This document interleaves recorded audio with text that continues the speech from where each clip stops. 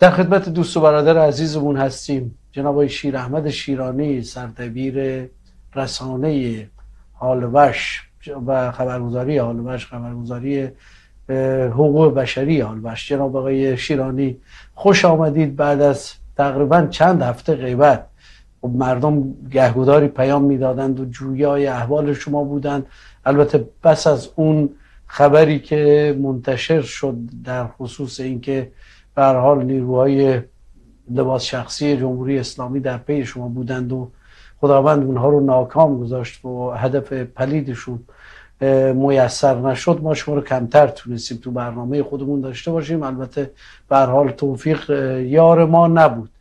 به هر حال اخبار متعدد بلوچستان رو باز یکی از رسانه‌هایی که به خوبی منتشر میکند شمایید و مردم هم به خوبی اقبال و اعتماد خوبی نسبت به این رسانه بزرگ دارند و به عنوان یک خبرگزاری که در حوزه بلوچستان به طرز باشکوهی داره ظلم و ستمی که علیه مردم بلوچستان روا داشته میشه رو به گوش جهانیان میرسونند. باز هم به خوش آمد میگم و از همینجا شروع بکنیم، از همین بحث منزلاب و لوچو و این سرزمین های مادری و اجدادی مردم بلوچ که این گونه تخریب میشن. آخرین وضعیت و شرایطی که در این منطقه حاکم شده و چرایی این حادثه رو از زبان شما میشنویم. با سلام خدمت شما جناب آقای سوری و مخاطبان شبکه جهانی کلمه. ممنون، متشکر از مخاطبان و استانیای عزیزی که پیگیر وضعیت بنده بودن. خدا را شکر خوبم و داریم به فعالیتمون ادامه میدیم. خدمت شما عرض بکنم موضوع تخریب مناظر شهروندان بلوچ موضوعی نیست که ما در طی روزهای اخیر شاهد این در واقع تخریب ها باشیم. از حداقل 3 سال گذشته ما روزانه شاهد تخریب منازل مسکونی شهروندانمون هستیم در نقاط مختلف استان که عمده ترینش در واقع در شهرستان زاهدان و شهرستان چابهار رخ داده. این دو شهر در واقع از شهرهای مهم استان هستند، هم به لحاظ موقعیتی در سطح استان و هم سیاسی و اقتصادی و امنیتی به نوعی. زاهدان مرکز استان هست و چابهار هم خب مشخص موقعیت استراتژیکی داره و این تخریب ها رو میشه از ابعاد مختلفی در واقع بررسی کرد. موضوع اول اینه که چه کسانی پشت این مسئله قرار دارند. از مسئولین عالی استان مثل نماینده ولی فقیه آقای محامی مظنون اصلی این پرونده ها هست که در واقع مصرانه پیگیر هست که به هر نوعی شده در پوشش نمیدونم مسائل مثل منابع طبیعی و بنیاد مسکن و اینها رو در واقع اداره ها و ارگان ها رو سپر کردن، جلو انداختن و دارن مناظر شهروندان رو تخریب میکنن. مسئله دوم مسئله همون تغییر بافت جمعیتی این دو شهر هست به نوعی که خب داره به نوع این شکل داره اجرا میشه. سوم مسئله میخوان یک کمربند امنیتی در واقع دور تا دور این شهرها مثل زاهدان ایجاد بکنن. البته این برای اولین بار ما داریم این رو بر اساس اون تحولات میدانی که در سطح استان و در این دو شهر مخصوصا داره رخ میده تقریبا این رو داره نمایان میکنه. و همینطور موضوع دیگر اینه که چه کسانی در واقع اینجا دارن بیپناه میشن، آواره میشن. میپردازیم به موضوع اصلی که مرتبط هست با نماینده علی خامنه ای آقای محامی. حدود 1 هفته پیش آیت الله محامی با معاون عمرانی استاندار آقای اکبری جلسه داشتن در زاهدان و خلاصه که محامی از ایشون خواسته بود که این افرادی رو که بالاخره در حاشیه شهر زاهدان ساکن هستن شهروندان بلوچ هستن عمدتاً 100% که خب به معنی که اینها زمین ها رو تصرف کردن و در ذیل تحت عنوان زمینخواری خواسته بود که شما هر طور شده بایستی این مناطق رو تخریب بکنید و زمین ها رو مثلا برگردونید. خدمت شما عرض بکنم که این زمین ها همه مربوط به اهالی هست که در اونجا ساکن هستن، سکونت دارن. اگر که شما توجه بکنید که اکثر شهروندانی که در سیستان و بلوچستان زندگی میکنن دقیقا میدونن که شهر زاهدان حدود 70-80 سال در واقع اینجا شهری شده و همه این کسانی که در زاهدان سکونت دارن از شهروندان بلوچ از قبایلی هستند که در حاشیه شهر زاهدان متمرکز بودن، از گذشته از شمالش، جنوب، شرقش، غربش. همین طوایف این که بالاخره یلاقه‌های کوچروشون اونجا بوده و الان اومدن قشری از همین طوایف در زاهدان سکونت دارن و شهری شده. یعنی این مناطق روستایی که الان ما اونجا شاهد هستیم، مثل منطقه چشم زیارت و گوربند و لوچو و پدگ و منزلاب و نمیدونم از این طرف سمت پشت منطقه شیرآباد لار هست که خب قبایل سرشناس و طوایفی که در این منطقه بودن اونجا از اجدادی سکونت داشتن. این مناطق به اسم اجدادی افراد است و این کسانی هم که در این مناطق سکونت دارن از همین طوایف هستن. حالا ممکنه در بین اینا کسانی باشن شناسنامه هم نداشته باشن که ولی خیلی کم هستن تعداد فاقدین شناسنامه و عمدتاً هم شناسنامه دارن و در همین زمین‌های با اجدادیشون اونجا به خاطر اینکه وس و توانی نداشتن که در شهر زاهدان اینا بتونن زمین بخرن و اونجا خونه بسازن، به خاطر بضاعت کمشون ناچار شدن در همون روستاهای اجدادیشون ساکن بشن و این زمین‌ها هیچ ربطی به منابع طبیعی نداشته. ولی دستگاه امنیتی و در واقع دولتی با این بهانه در واقع که اینها زمین‌های منابع طبیعی هست تحت این عنوان دارن این زمین‌ها رو در واقع تصرف میکنن و این خونه‌های مردم رو تخریب میکنن و این زمین‌ها یعنی قرار هست که افرادی از خود ولایتی ها در این مکان در واقع در آینده حالا شهرک سازی بشه برای اینا یا اینجا یک برنامه‌های دیگه به هر شکلی که هست بالاخره میخوان اون افراد وابسته و ولایی خودشون رو در این مناطق جایگزین بکنن که هم بافت جمعیتی رو تغییر بدن و هم یک کمربندی در واقع دور تا دور زاهدان به وجود بیارن که همون معتمدین خود این حکومت باشن. و ما میدونیم که همه این کسانی که اونجا سکونت داشتن از شهروندان بلوچ افرادی هستند که بسیار به لحاظ بضاعت مالی قشر خیلی مستضعفی هستند که همین خونه ها رو با هزار مکافات، با قرض، با کارگری، با مشکلات خیلی زیادی تونستن این بلوکا و آجرا رو هم بچینن و یک سرپناهی برای خودشون اونجا درست بکنن و متاسفانه دستگاه های دولتی از بنیاد مسکن، منابع طبیعی با نیروهای نظامی و امنیتی اینا به صورت شبانه یورش میبرن اونجا با دستگاه های سنگین مکانیکی دودر و بردیدر و اینها و خونه های مردم رو حالا بدون توجه بکنن. شیرانی همینجا شما صحبتتون رو داشته باشید. ببینید میگی شبانه رفتن اونجا این خونه ها رو خراب کردن.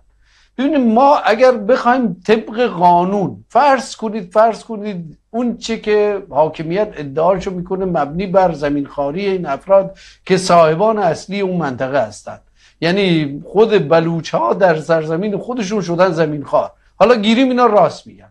خب این نیاز به یک اخطار داره، یعنی به اینا تذکر داده بشه که آقا طی این فرصت حالا 1 ماهه 20 روزه 2 ماهه این منطقه رو تخلیه کنید. این یه بخشه.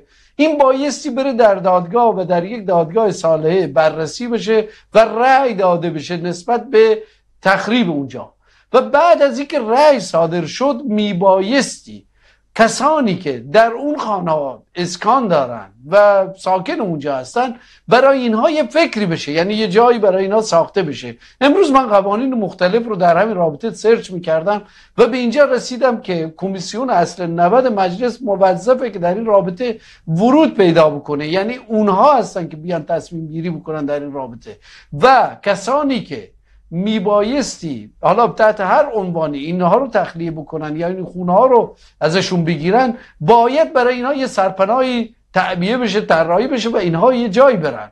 آیا این تمهیدات اندیشیده شده؟ حالا با تصاویر رو ما داریم میبینیم، تصاویر مربوط به این تخریبی که صورت گرفته، حمله و یورشی که صورت گرفته. میگم توضیح شما رو بشنویم. بینندگان عزیز ما هم دارن پیام میدن، ما پیام های شما رو خواهیم خوند، فقط تماس نگیرید عزیزان، امکان ارتباط تلفنی وجود نداره، فقط پیام بفرستید و سوالی اگر هست مطرح بکنید. در پارت بعدی ما هم تصاویر رو به صورت با صدا پخش خواهیم کرد و خواهید دید و هم به هر حال در حین صحبت‌های جناب شیرانی در این تصاویر رو می‌بینید. جناب شیرانی در خدمت شما.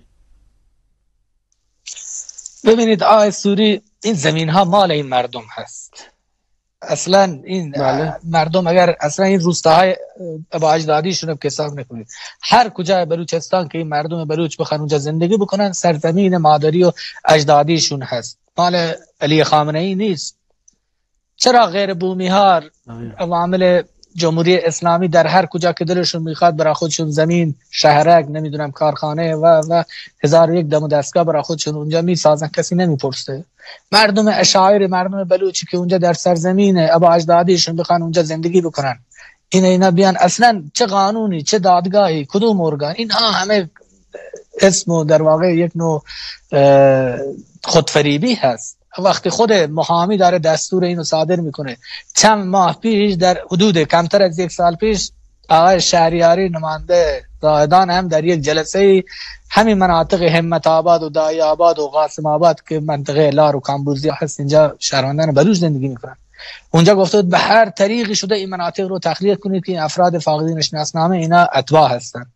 ببینید اینها اونجا این زمین ها رو به چه کسانی دارن میدن؟ غیر به کسانی میدن که غیر بلوچ هستن. خب هدفشون چی هست؟ این مردم کجا برن؟ این مردم نتوانی دارن که در شهرها ساکن بشن، چون بالاخره به خاطر اون تبعیض‌های زیر ساختاری در واقع و سیستماتیکی که در حکومت بوده سالیان سال، مردم ما فقیر نگه داشته شدن. این توان و وسع نداره که در شهرهای مثل زاهدان بیان با اون قیمت‌های در واقع سنگین بخوان صاحب زمین و خونه بشن. ناچار است مردم در همون روستاهای خجالت شهر وسیع شده، گسترش پیدا کرده، رسیده به روستاهای همین مردم بلوچ. این زمین ها مال این مردم هست، اینا حق ندارن که زمین ها رو خراب بکنن. الان در این زمستان، در این سرمای سوزان، این زن و کودک و پیر و جوان، این مردم چیکار بکنن؟ کجا برن؟ بعدش هم این استاندار جدید کومده، خب مردم انتظاراتی داشتن. وقتی معاون استاندار میاد میشینه و خب اونجا جزء شورای تامین هست، وقتی همچین مسائلی مطرح میشه و همچین پروژه های در واقع تحت این عنوان زمین خاری در مطرح میشه، حتما استانداری در جریان هست، باعث اجرا این ظلم ها گرفته بشه. سران قبایل هستن در اون منطقه، علما هستن، کسانی که تریبون دارن، باعث واکنش نشون بدن جلو این مسائل رو بگیرن. همین مسئله تخریب منازل یک در آینده نه چندان دور به یک موزل امنیتی برای جمهوری اسلامی در بلوچستان تبدیل میشه. این حرف منو در آینده شما خودتون به اون چی خواهید رسید.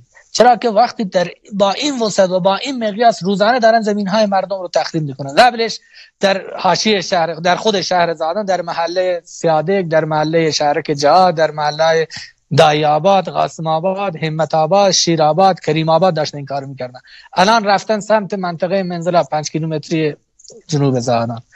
چند مدت پیش در منطقه چشم زیارت که مال اون منطقه مردم اونجا از چاهای داشتن که مال 50 سال 60 70 سال قبل بوده، اون چاهای آب اونجا بالاخره یلاقشون بوده، اونجا خونه‌های گلی داشتن، رفتن اون زمین‌ها رو تصرف کردن، خونه‌ها رو تخریب کردن، خونه‌های گلی. الان در چابهار شما نگاه بکنید همین شرایط، مردم بومی منطقه در منطقه مرادآباد، در منطقه قم، مناطق اون اطراف که هست میرآباد، همه اون زمین‌ها رو دارن تصرف میکنن، مردم رو آلونک نشین کردن. الان در همونجا هم نمیذارن. نزدیک به 60% مردم چابهار حاشیه نشین هستند. حالا تصوری که از حاشیه نشینی هست، بعضی از هموطنان ما تصور میکنه حاشیه نشینی مثل حاشیه نشینی در تهران و در مشهد است. نه، حاشیه نشینی که در مشهد زندگی میکنه مثل شهروندی که در مرکز زاهدان زندگی میکنه، یعنی سطح زندگی و امکانات اجتماعی و خدماتش با زاهدان برابره. این حاشیه نشینی که ما در حاشیه شهرهای بلوچستان داریم، اینا فاقد همون امکانات اولیه هستن. خود رحمانی فضلی که یکی از همون کسانی هست که بالاخره نقشی داشته در این ظلم و تبعیض‌ها در استان ما، یک زمانی چون وزیر کشور بوده، میگه مردم خود شهر زاهدان در حاشیه زاهدان 100 سال دارن، به 100 سال قبل دارن زندگی میکنن به لحاظ امکانات. خب اینها سخنانی است که از زبان خود مسئولین اینها داره منتشر میشه، گفته میشه. این هدفمند هست. یک چیزی که من به شما گفتم، حاشیه دادن یک شهر بالاخره استراتژیک مهم است.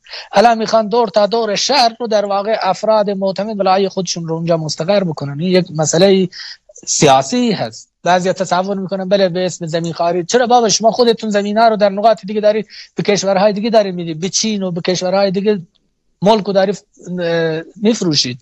الان اینجا مردمی که تو زمینهای ابا اجدادی خودشون زندگی میکنن اینو بهانه کردن به اسم زمین خواری. اینا هدفمند هست. ببینید گفتم زادان و چابهار این پروژه ها با شدت داره اجرا میشه.